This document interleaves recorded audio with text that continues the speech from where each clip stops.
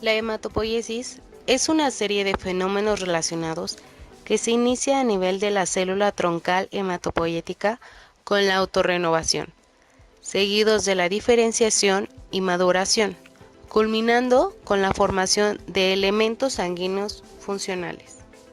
El mesodermo será la capa germinal de la cual nacerán las células madres hematopoieticas. Estas son capaces de originar todos los linajes sanguíneos. Presentan funciones determinadas que las hacen diferentes a cualquier otra célula.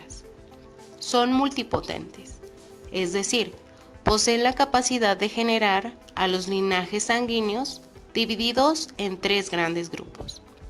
La línea blanca, que produce células linfoides, linfocitos B y linfocitos T, y las células mieloides, que dará origen a los basófilos, eosinófilos, neutrófilos, mastocitos, monocitos y macrófagos. La línea roja, que produce a los eritrocitos, y finalmente la línea trombocítica, que dará origen a mecariocitos y plaquetas. Poseen un potencial proliferativo elevado, debido a que son capaces de dividirse y dar origen a un gran número de células maduras a lo largo de la vida. Y por último, presentan una capacidad de generar células madre nuevas idénticas a sus predecesoras, manteniendo así la simetría en sus procesos de división. El sistema hematopoyético tiene como función eliminar de la circulación las células defectuosas o aquellas que han cumplido con su ciclo de vida y reemplazarlas por células nuevas del mismo tipo.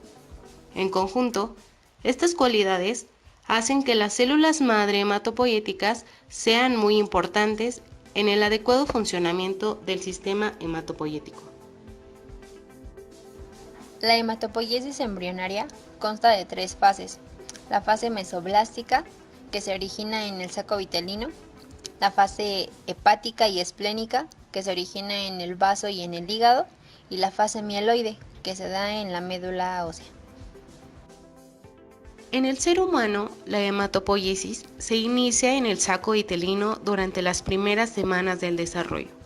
Hacia el tercer mes de la gestación, las células sanguíneas migran del saco vitelino hacia el hígado y el vaso, donde adquieren una mayor función hematopoyética. Y al cuarto mes de la gestación interviene la médula ósea en la producción y maduración de las células sanguíneas. Y este será el órgano hematopoyético más importante en la vida postnatal. Hematopoiesis embrionaria. La formación de la sangre empieza en el saco vitelino. Dentro del saco vitelino existen islotes sanguíneos que contienen células madre hematopoyéticas pluripotenciales. Entendemos por pluripotenciales que pueden originar la mayor parte de otros tipos celulares presentes en la sangre embrionaria. Las células derivadas del saco vitelino son sustituidas pronto por otras células sanguíneas que se originan de forma independiente, es decir, otros focos intraembrionarios de hematopoiesis como el vaso, el hígado y la médula ósea, que se originan de manera independiente. ¿Qué es lo que sucede en el saco vitelino?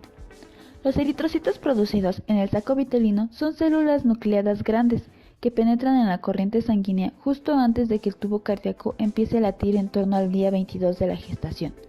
Los eritrocitos circulantes durante las primeras 6 semanas derivan casi en su totalidad del saco vitelino, pero en ese momento se están preparando para las siguientes fases de la hematopoiesis.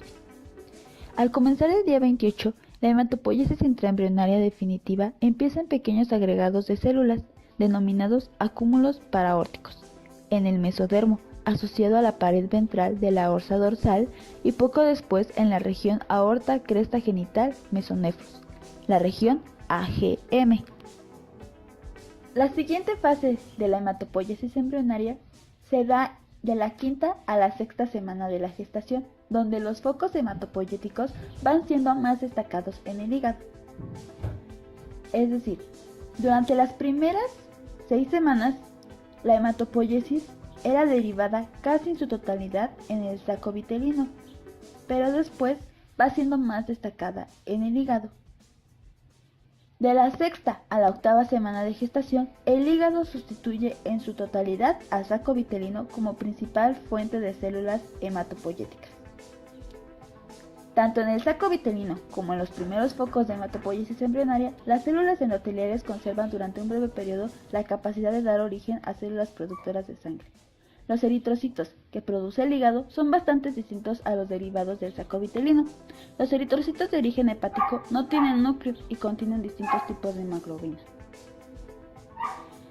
Esta producción de hematopoiesis en el hígado empieza a decaer en el sexto mes de la gestación, donde se desplaza a la médula ósea como lugar definitivo de la hematopoiesis.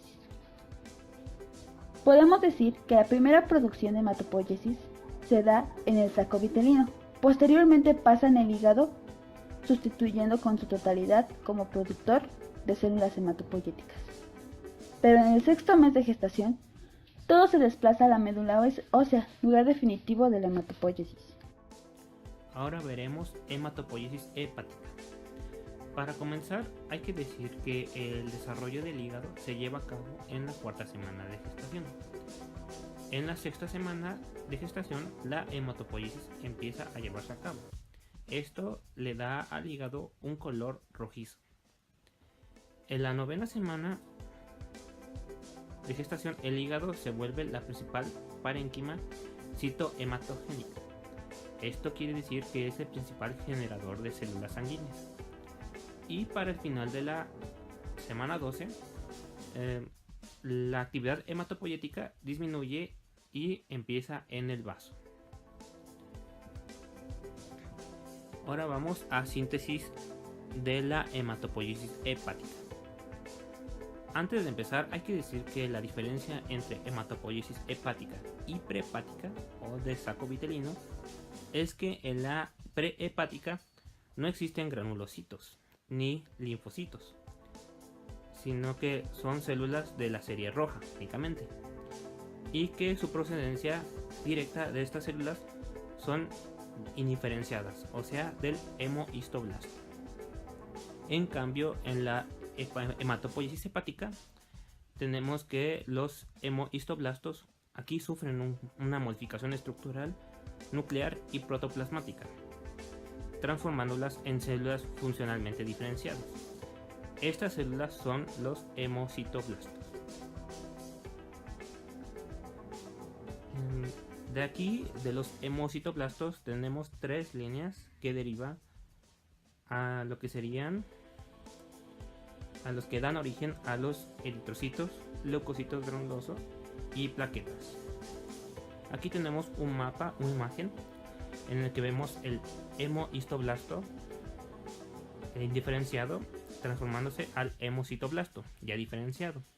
Vemos las tres líneas que van el proeritoblasto hacia el glóbulo rojo y el mieloblasto hacia el leucocito granuloso maduro y megacardioblasto dando origen a su último, plaquetas. Después de la hematopoiesis hepática sigue la hematopoiesis del vaso. Hay que hacer aquí un punto y aparte y decir que no hay mucha información de hematopoiesis del vaso. Esto es porque los libros lo consideran como algo secundario. Un ejemplo es el Lachman, en el cual solo dice que en el vaso se lleva la hematopoiesis. En el libro que más encontramos un poco más de información fue en el Moore, en el cual nos dice las semanas en que se lleva a cabo. Bueno, terminamos este punto y proseguimos. Hay que decir que en la quinta semana de gestación el vaso inicia su desarrollo. En la semana 26 el vaso fetal es un sitio importante para la hematopoiesis o formación y desarrollo de diversos tipos de células sanguíneas y otros elementos. En la semana 28 la hematopoiesis del vaso finaliza, momento en el cual la médula ósea se convierte en el lugar principal de la hematopoiesis. La función de hematopoyética del vaso no termina aquí, sino que prosigue en la vida adulta. Fase mieloide. Es la hematopoiesis definitiva y ocurre en la médula ósea. Inicia durante el cuarto y quinto mes de la gestación y de manera cuantitativa se toma más importante en el sexto mes con la celularidad de la médula ósea, que alcanza su punto máximo durante la semana 30 de gestación. Al inicio del tercer trimestre de gestación, la médula ósea ya se encuentra ocupada por células que caracterizarán la vida extrauterina y se transforma para ese entonces en el órgano hematopoyético más importante. Para entender el origen de las líneas sanguíneas, tendremos la célula madre hematopoyética multipotencial. Será la célula de la cual vendrán todas las células sanguíneas y recibe el nombre de hemocitoblasto.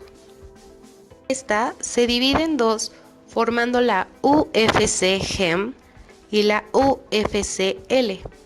La UFC-Hem es la unidad formadora de colonias de granulocitos, eritrocitos, macrófagos y mecariocitos, mientras que la UFC-L es la unidad formadora de colonias linfoides. Esta solo formará linfocitos B, linfocitos T y las células natural killer. Nuestro UFC-Hem formará tres unidades. La UFM, que será la unidad formadora megacariocítica, la UFE, que será la unidad formadora eritrocítica, y por último la UFGM, que será la unidad formadora de granulocitos y monocitos. La formación de plaquetas se le llama megacariopoiesis o trombopoiesis. Tendremos nuestra UFM, unidad formadora megacariocítica, que posteriormente dará lugar al megacardioblasto. Esta será una célula gigante. Tendremos el promegacariocito y finalmente el megacariocito. Esta célula se romperá y de esta ruptura se liberarán las plaquetas. Y es así como se formará la línea trombocítica. A todo lo que vaya a ser formación de eritrocitos se llama eritropoiesis. Tendremos nuestra UFE, unidad formadora eritrocítica, para posteriormente dar lugar al proeritroblasto, eritroblasto basofílico, eritroblasto policromático, eritroblasto ortocromático, los reticulocitos y finalmente eritrocitos, que darán lugar a la línea roja. Y finalmente, de nuestro precursor común mieloide tendremos la UFGM, unidad formadora de granulocitos y monocitos. A la formación de basófilos, neutrófilos y eosinófilos se llamará granulopoiesis. Y para formar estos se tendrá una diferenciación en común. El primer estadio de su diferenciación es el mieloblasto. Este se diferenciará a promielocito, este a su vez a mielocito y este a metamielocito. En el desarrollo de cada uno, el núcleo adoptará una formación en banda para finalmente convertirse en basófilos, neutrófilos y eosinófilos. Y a la formación de monocitos se le conoce como nomopoiesis. El primer estadio de su diferenciación es el mieloblasto, para posteriormente dar lugar al monoblasto. Este se convertirá en promocitoblasto y finalmente los monocitos. Estos se irán a diferentes tejidos y formarán los macrófagos. De nuestro precursor común linfoide dará lugar al linfoblasto, posteriormente al prolinfocito, obteniendo como resultado linfocitos pequeños y las células natural killer. Los linfocitos pequeños formarán linfocitos B y linfocitos T. Los linfocitos B saldrán a la circulación general y formarán los plasmocitos.